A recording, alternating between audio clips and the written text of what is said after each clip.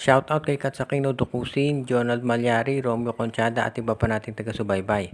At sa balita natin ngayon, mukhang itong Rain or Shine Elasto Painters ay payag dito sa trade offer ng Barangay Ginebra. Mukhang gustong makuha ng Rain or Shine Elasto Painters itong si Ben Adamos ng Barangay Ginebra dahil ito ay 6'7 na merong 3-point shooting. At alam natin, at kung kayo nanonood ng games ng Rain or Shine, alam niyo yan ang gusto ng mga players ni Coach Yengyao, yung big men na merong 3-point shot. So mukhang ito ang gusto ni Coach Yengyao, makuha itong si Ben Adamos at itong si Nards Pinto mula dito sa Barangay Ginebra. Dahil si Pinto ay isang physical defender na alam natin lahat na yan ang trademark ng mga laro ng mga players ni Coach Yeng. So si Nards Pinto at itong si Ben Adamos gustong makuha ng Rain or Shine at ang magiging kapalit niya sa Barangay Ginebra ay itong si Luis Villegas, yung 6'7 na center. Itong si Coach Yengyao plus isasama itong si Gian Mamuyak, yung kanilang point guard.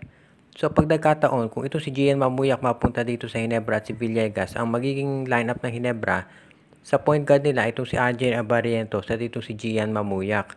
Magiging shooting guard itong si Stephen Holt at si Maverick Hanmisi. Samantala sa small forward naman itong si Scottie Thompson at si Jeremiah Gray. Dahil itong si Luis Villegas ay 6'7", pwede yan na maging power forward kasama ni Jamie Malonzo o di kaya naman ay maging center. Itong si Isaac Go at si Luis Villegas sa center, samantala si Japet at si Jamie Malonzo plus si Ralph Koo dito sa power forward ng Ginebra. Sa panig ng Rain or Shine, kung makukuha nila si Adamos, iyan yung big man na mag-fit sa sistema ni Coach Yeng dahil ito may 3-point shot. Kaya magiging bagay siya talaga ka-complement ni Keith Datu. At sa panig naman nitong si Nards Pinto, alam natin kung anong kaya niyang gawin bilang isang two-way player, so hindi nakapagtataka na gusto yan ni Coach Yeng. Ang TNT Tropang Giga ngayon ay titignan kung makakakuha sila ng isang trade dito sa Northport Batang Pier. Mukhang i-offer ng TNT ang rights ni Mikey Williams dito sa Northport, kapalit ng kanilang future first round pick.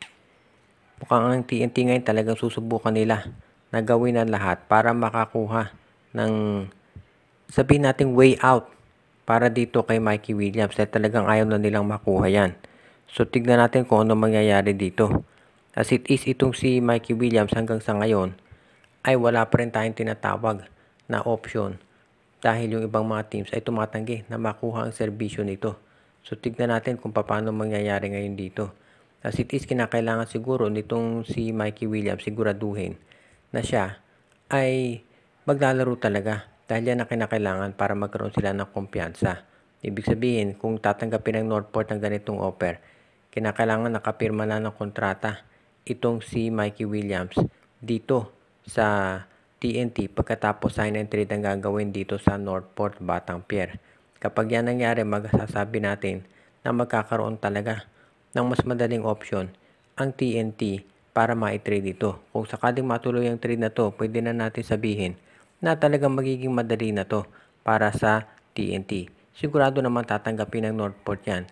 Kahit na sabihin natin makuha nila ito si Mikey Williams, syempre tataas yung ranking ng o yung competitive edge nitong Northport Batang Pier. Kaya dito natin masasabi na magkakaroon sila ng bentahe. Kaya abangan natin kung ano ang gagawin nitong TNT Tropang Giga para makumpinse itong si Mikey Williams na siya talaga ay pumirma na ng kontrata para matrade dito sa Northport. Anyway, hindi naman magtatagal itong si Mikey dito sa Northport dahil alam natin eventually ititrade yan either sa San Miguel, Ginebra o Magnolia.